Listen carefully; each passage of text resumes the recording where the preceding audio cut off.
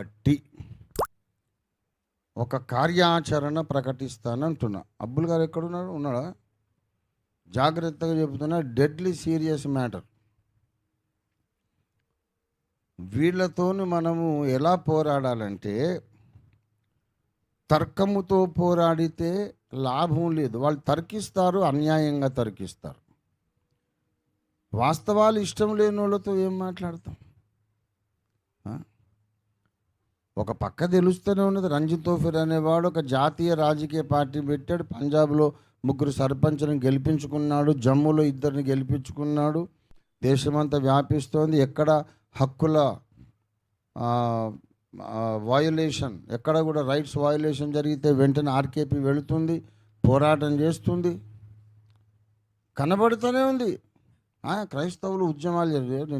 నీ తాతలు దిగొచ్చినా సరే మా ముందు నిలబడలేరు. ఉద్యమ స్ఫూర్తి అనేది క్రైస్తవుడి రక్తంలోనే ఉంది. ఇలాంటి పనికి మళ్ళీ చెత్తవాగుడు వాగుతున్నారు. వీళ్ళతో వాదన కాదు మనం చేయాల్సింది. ఇప్పుడు కార్యాచరణ ప్రకటిస్తున్నా. తర్కిస్తే వాదిస్తే లాభం లేదు గనుక నేను ఒక ప్రత్యేక ఉద్యమము, ప్రచార ఉద్యమం ప్రారంభిస్తాను అని ఇప్పుడు ప్రకటిస్తున్నా. చాలా రోజులు మనస్సులో మదనపడి ప్రార్థన చేసి దేవుణ్ణి అడిగి దేవుని పాదాలు పట్టుకొని కన్నీరు గార్చి, యేసయ్యా ఇలా తలంపు వస్తుంది, ఏమంటావు, చేయాలనా చేయొద్దా, నువ్వు చెప్పు నాయనా అని కొన్ని ఏండ్లు నేను అడగకుండా నా బ్రతుకుల్లో ఎప్పుడు ఏ పని చేయలేదు. ఎవరు నన్ను కొట్టినా సరే చాలాసేపు దేవుణ్ణి అడిగినాకనే కొడతావాడిని. కొన్నిసార్లు కొట్టొద్దు అంటాడు ఆయన. ఏమంటాడంటే, కొట్టొద్దురా, నువ్వు కొడితే వానికి ఆశీర్వాదం వస్తుంది, వాడిని ఆశీర్వదించాలని అనుకుంటే కొట్టుపో అంటే, వాడంటే నాకు అసలు ఇష్టం లేదు ప్రభువా, వాడిని దీవించేది నాకు ఇష్టం లేదు అని అంటే, సరే మరి నీదే చాయిస్, కొడితే కొట్టు, నేను ఏమన్నాను. నువ్వు కొడితే నేను దీవించాల్సి వస్తుంది, నేను కమిట్ అయిపోతా. అది ఆలోచించుకొని కొట్టని నాకు పర్మిషన్ ఇచ్చాడు. ఎట్లయితే కొట్ట ప్రభువా, నువ్వు మాత్రం దీవించక వాడిని అని చెప్పి ప్రతిదీ దేవుణ్ణి అడిగి ప్రార్థన చేసి చాలా కాలము మనస్సులో మధించకుండా ఏది చేయను. నేను ఒక ప్రత్యేకమైన యూట్యూబ్ ఛానల్ మొదలు పెట్టబోతున్నాను.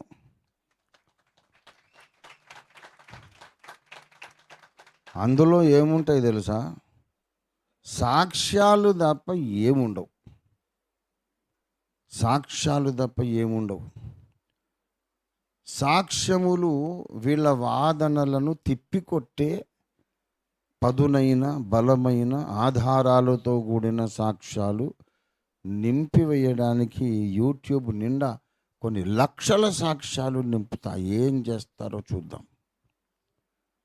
ఆర్టిఫిషియల్ ఇంటెలిజెన్స్ టెక్నాలజీ ద్వారా ప్రతి సాక్ష్యమును ప్రపంచ భాషలన్నిట్లో కూడా ఆటోమేటిక్ ట్రాన్స్లేటెడ్ మెసేజ్గా అప్లోడ్ చేస్తాం. నేను ఊరుకుంటానండి. పనికి మాలిన వాళ్ళు, అసలు వీళ్ళకి దేవుడు అంటే ఇష్టం లేదు, వాస్తవాలంటే ఇష్టం లేదు, ఇంత అడ్డంగా మాట్లాడుతున్నారు, వితండవాదం చేస్తున్నారు. యేసుప్రభు మళ్ళీ వచ్చేది లేదు, ఏం లేదు, దేవుడు లేడు, ఏం లేడు, క్రైస్తవం చాలా దుర్మార్గమైంది అట. క్రైస్తవం దుర్మార్గం అంటావు అని అట్లా చెప్పడానికి నువ్వు ఎంచుకున్న ఇంటర్నెట్టే క్రైస్తవుడు కల్పించాడు, నాస్తికుడు కల్పించలేదు అది. కాబట్టి సాక్ష్యం, ఈ సాక్ష్యాలలో ముఖ్యమైన విషయం ఏంటంటే,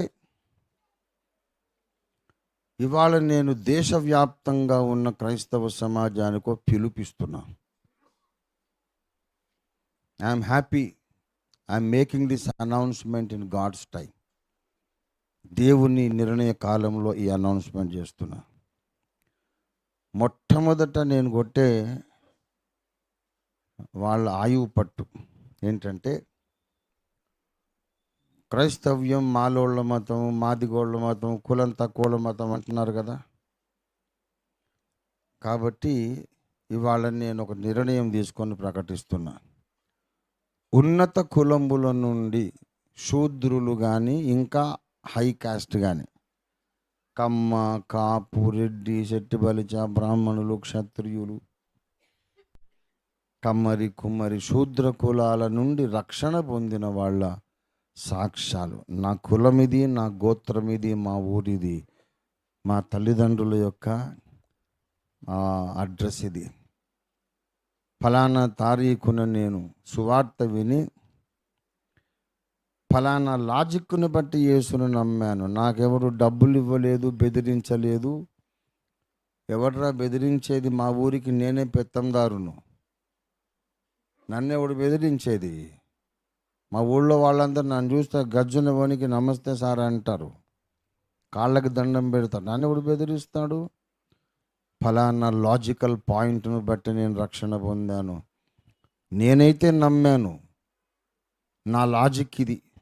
మీరు నమ్మండి, నమ్మకపోండి, ఇష్టమైతే నమ్మండి. కానీ డబ్బులు ఇచ్చి మార్చారు, బెదిరించి మార్చారనే చెత్తవాగుడు వాగకండి అని చెప్పి సాక్ష్యం చెప్పిస్తా. ఇలా రక్షణ పొందిన వాళ్ళు వైశ్యులు ఉన్నారు, కొన్ని వేల మంది బ్రాహ్మలు ఉన్నారు, కొన్ని వేల మంది రెడ్లు ఉన్నారు, వేల మంది, లక్షల మంది కమ్మ, కాపు లేరా? ప్రియులారా,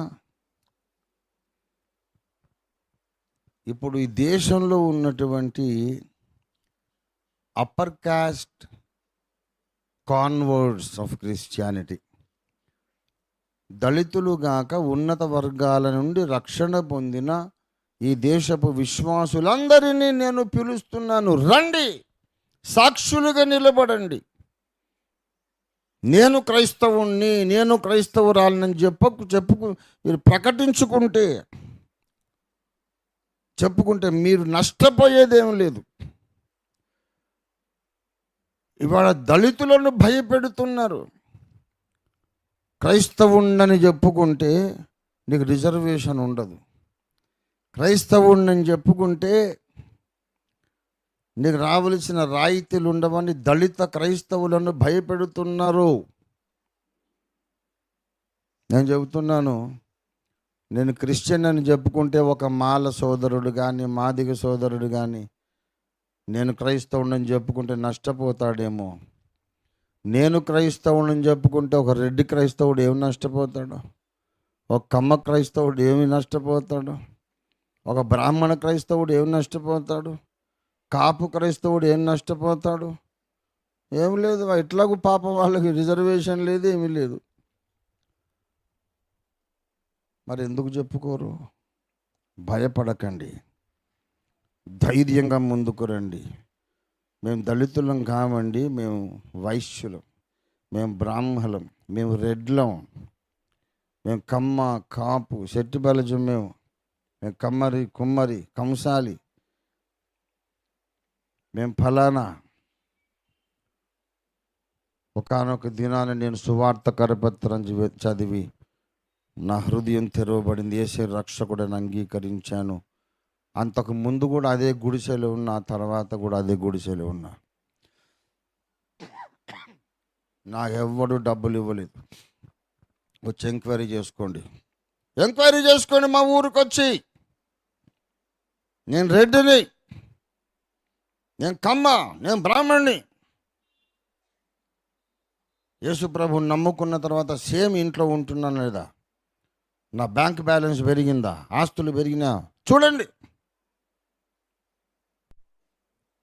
మతం మారినందుకు నాకు డబ్బులు వచ్చి నేను నిరూపించలేకపోతే బాప్తిస్మ పొందడానికి సిద్ధపడరా. లేకపోతే ఈ చెత్తవాగుడు ఈ మానుకో, ఈ విధవాగుడు వెంటనే మానేసి, నువ్వు చెప్పేది అబద్ధ ప్రచారం అని లక్షల మంది అప్పర్ కాస్ట్ క్రిస్టియన్స్ని, వాళ్ళకేం నష్టం లేదుగా, నష్టపోయేది ఏం లేదు.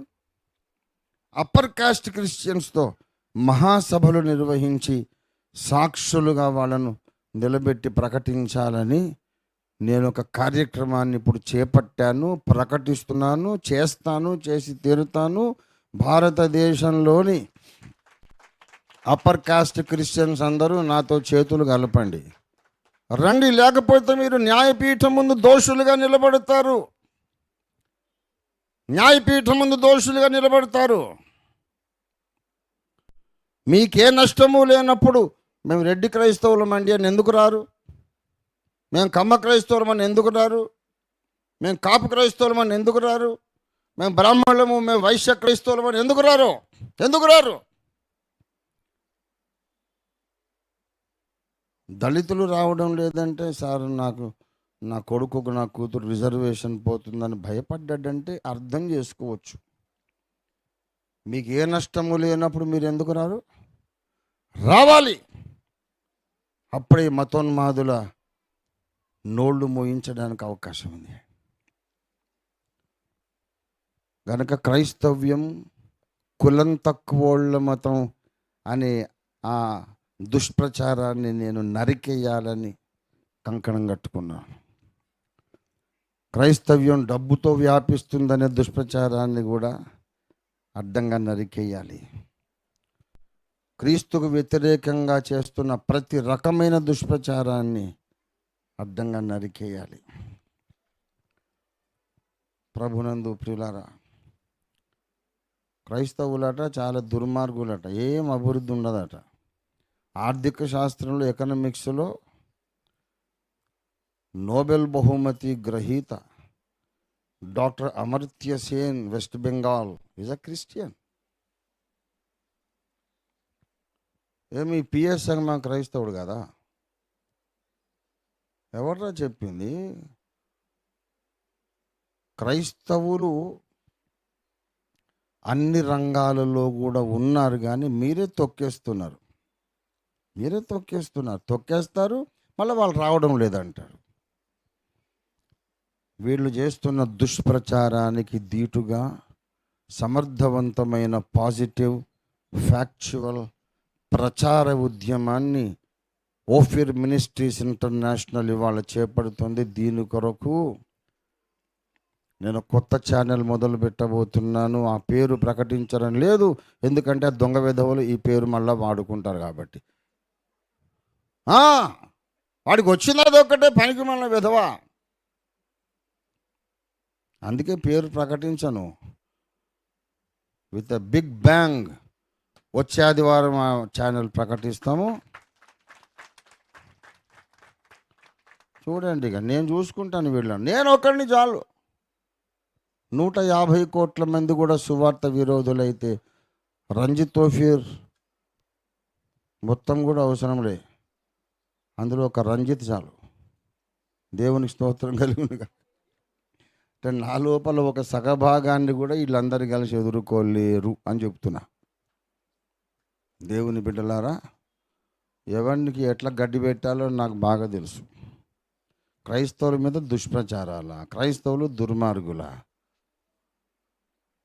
ప్రపంచంలో జరిగిన scientific development and political revolutions and reformations అన్ని క్రైస్తవుల ద్వారానే జరిగినాయి. క్రైస్తవుల ద్వారా, లేకపోతే క్రైస్తవులు కన్న బిడ్డల ద్వారానే జరిగినాయి. ఉద్యమాలు, సంస్కరణలు మొత్తం. ప్రభునందు ప్రియులారా, క్రైస్తవ సమాజం మీద వస్తున్న దుష్ప్రచారాలను సమర్థవంతంగా ఎదుర్కోవడానికి నేను చెయ్యెత్తి ప్రమాణం చేయట్లే. ఎందుకు చెయ్యంతా ఒక ఏళ్ళు చాలనుకుంటా. వేలెత్తి జై కొట్టు అంతే. వేలెత్తండి ఒక. దేవుని స్తోత్రం, హల్లెలూయా. ఏ కుంగులి బస్సాయే. మా ప్రచారం అనేది మేము మొదలు పెట్టామంటే నువ్వు మొత్తం నవరంధ్రాలు మూసుకొని పారిపోరు, అడ్రస్ లేకుండా. మీరు ఎక్కడికి పోవాలో నిత్యానంద స్వామి గారి ముందే మార్గం చూపించాడు. వెళ్ళిపోయి ఒక్కొక్కడు ఒక్కొక్క ద్వీపం కొనుక్కొని దేశం పెట్టుకొని ఉండండి అక్కడ. క్రైస్తవునికి కోపం తెప్పించొద్దు. అర్థమైందా? ఇంత దుర్మార్గమా? వాళ్ళు వెలగబెట్టింది ఏం లేదు, కనిపెట్టింది ఏం లేదు, తీసుకొచ్చిన సంస్కరణ లేదు, మార్పు లేదు. ఇంట్లో తీరిగ్గా కూర్చొని విమర్శలు చేయడము. మన స్వాతంత్రోద్యమానికి మూల కారణమైన కాంగ్రెస్, ఇండియన్ నేషనల్ కాంగ్రెస్ స్థాపించింది క్రైస్తవుడు. క్రైస్తవులకు ఉద్యమాలంటే ఇష్టం ఉండదట. నీ కళ్ళ ముందు ఏమైంది? నీ కళ్ళు ఎక్కడ పోయినాయి? ఆర్కేపీ కనిపించట్లేదా? దేశమంతా వ్యాపిస్తుంది. న్యాయము లేని తర్కం, న్యాయము లేని తర్కం పేరే మూర్ఖత్వం. మరి మేము ఊరుకుంటామా? నీతి న్యాయములు మా నాన్నగారి సింహాసనానికి ఆధారం. దేవునికి స్తోత్రం కలుగును గాక. సత్యమును నీతిని స్థాపించడానికి